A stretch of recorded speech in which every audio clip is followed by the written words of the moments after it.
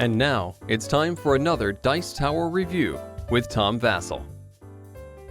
Hey folks, I'm Tom Vasel. Today we're taking a look at one of the new Avengers Dice Master sets, Avengers Infinity. I love Dice Masters, it's one of my favorite games, and the Avengers was the original set that came out for Dice Masters, which was great. I love, the basic characters, and this is kind of like a new jumping on point. In fact, one of the things about this campaign box is the fact that you're getting to get a whole bunch of characters in here.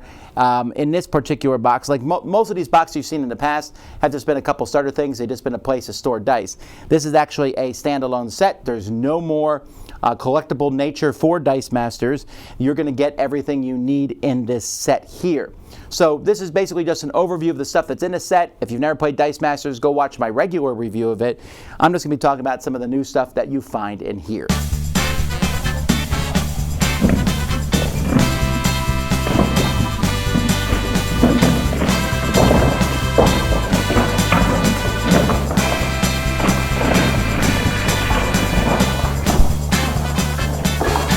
All right, let's look at the dice first. I will sound like a broken record here, but I'm still not a fan of the fact that there are 3 dice for the characters in here, and almost every character can have 4 dice used for them. Just kind of find it like the hot dog bun hot dog thing. It's kind of annoying. The dice themselves, I really especially like this yellow and green speckled one. The orange die here, the Avengers die, is really, really nice. And there's some, nice colors mixed between them. Black Panther's a pretty cool looking die too. That just has some nice colors to it. So the dice, of course, are good. The game also comes with the bags that no one ever uses, but we all like the artwork on. So we have the Avengers one here, showing some classic Avengers, and some of these nasty villains here too. But no one gets these games because they care about the dice or bags. You want to know about the cards. Okay, so we have a lot of different famous characters. In fact, there's very few odd characters in this one. There's a few ones that you might not know, but a lot of people will know who these people are. So we have the Wasp and the Red Skull here. We have Arnim Zola here, where he can KO a target sidekick, and if he does, he gets +1 attack and +1 die. So that's kind of a neat one. We have Black Widow, who's been in the game since set 1 here, and with global abilities here, and just as cheap as ever with her 2 cost on it. The Black Panther, I said I liked his die, but he's also cool for fighting villains. So he can KO target villain die, he can't be blocked by villain dice or sidekick character dice, which is a pretty cool card, or he gets +1 attack and defense for each active opposing villain character. Again, very specific. You got to make sure you're playing against people with villains, but Black Panther can be nice. Hey, it's Thor here. Here, when you field it, does X damage to target character die, where X is the number of these lightning bolt energy symbols in your reserve pool. That's a neat ability. I don't know how often I put them in a deck for that. Vision can't be targeted by globals, can block 2 characters, or can do damage if he blocks a specific type of character. Hulk, whose artwork seems to not really match the rest of the set here, has Intimidate, which can get rid of a character. I really like this one. It's expensive, but I like it. Or get rid of all level 1 character dice. Very fun card to play. We have Gamora, who can't be blocked by lower level dice, which is neat, or can help with the Guardians of the Galaxy. Dormammu here is a nasty looking guy who's big and powerful, and here when he's active, character dice cost 1 more to field, and global abilities cost 1 more to use. I like that because its global abilities can be a pain in the neck. Captain America gives your sidekicks. He always helps out sidekicks. He's been doing that since the very beginning. Star-Lord helps out the Guardians of the Galaxy. Iron Man here, when he's active, his die, he gains a life whenever his die is targeted by a global ability or action die, so that's pretty neat. Loki has shown up here, and the Avengers ID card. I like the Avengers ID card. Your Avenger dice get +2 or plus attack and defense. You can roll dice, get your Avengers ones out faster. Avenger dice are cheaper to purchase and free to field. So this is a nice piece of equipment here if you want to field an all Avenger team. All right, so let's take a look at the basic action cards that come in here. So we have Confront the Mighty and Squad Goals.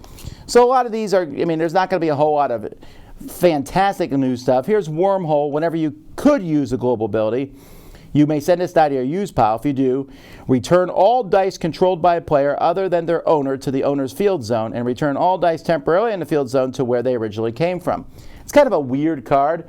I don't know how often I would use it, but I like the idea of it. Blam, blam, blam! Which really doesn't make sense thematically with this set. I don't think anyone in this set uses a gun. Maybe the villains do. But here you can do damage equal to the defense of one of the characters. Big entrance, take cover, crowd fighter. I want you, says Captain America. You choose an energy type. All character dice must attack this turn and deal no combat damage. If any of those character dice are unblocked, they remain in the field zone rather than being placed in the use pile. At the end of your opponent's attack step, send this die to your use pile. So this one doesn't make sense to me thematically, unless it's more like a taunt than anything else, but I like the idea of it. Also, raise shields. Just give someone 2, get +1 attack and +1 defense, and overcrush. This is one I would consider using, not just because I love the picture on it, but because it's a cool thing. Okay, there's a few character cards I haven't shown you yet. We have Wasp and Doctor Strange. Wasp has Amplify, which lets her spin up, and then there's a tune. There's a lot of characters with a tune, which basically says when the character is active, when you use an action die, do 1 damage to target player or character die. I like a tune a lot because I like using action dice in this game, and so a lot of these characters have a tune as basically their main special ability or something, or even Wasp here, when you use a tune, she gets +1 attack and +1 defense. All right, let's show you my 7 favorite cards from the set. Here we go. Gamora. She's deadly, which means anyone engaged with her, she KOs them, and she can only be blocked by 2 or more. That's a lot of fun. She's going to attack all the time because what are you going to do? Captain America. Stars and Stripes forever. When he's active, whenever you use an action die, a sidekick runs in. I know that's not that powerful of a special ability, but I like the theming of it. I like bringing in the sidekick dice. Iron Man. Whenever he's KO'd, get 2 life. This is great. Block, run, attack all the time. I don't care. KO him, I get 2 life. That's a lot of fun. Now, he's a little expensive for 5, but I do enjoy this one. Loki, if you know me, you know these are the kind of cards I like, where he can switch 2 dice, one that your opponent has and one that you have for a turn. That sort of thing is fun for me. This guy I like a lot too, Arnim Zola. When he would be KO'd, you can pay 1 of any energy type to clear all damage from him and return him to the field zone at level 1. So again, I can constantly be attacking with him, and he only costs 2. This is a villain I like a lot. All right, my second favorite card is Red Skull. When he's active, if I ever kill an opposing character die, they either lose a life or I gain a life. Yeah, he's a pain in their neck. Dust of Death. And my favorite card from this set, Doctor Strange. When an action die is used, you may use a copy of its effect. You may choose a new target for the copy. And as far as I can tell, that means when I use an action die too. So I like this idea a lot. He's very expensive, but I love the idea of basically copying dice and using action dice, and this set has a lot of using action dice with it. That's pretty neat. So my only problem with this set is that fact that you get 3 dice when you need 4. I'm not buying 2 sets of this just so I can use, have a 4th die. That seems wasteful, and I don't like that at all. Other than that, though, I like the set a lot. It's actually a really good starting point. If you've never played Dice Masters before, you want someone to get involved, this is a great set to start them off with because, again, it has Captain America and Hulk and Wasp and Iron Man and Black Widow. And so it has a lot of the main Avengers characters and a few of the villains and Black Panther, who's, really hot right now. A lot of people like Black Panther. So this is a set that I would use for that. For people who already have the game, this is just some more.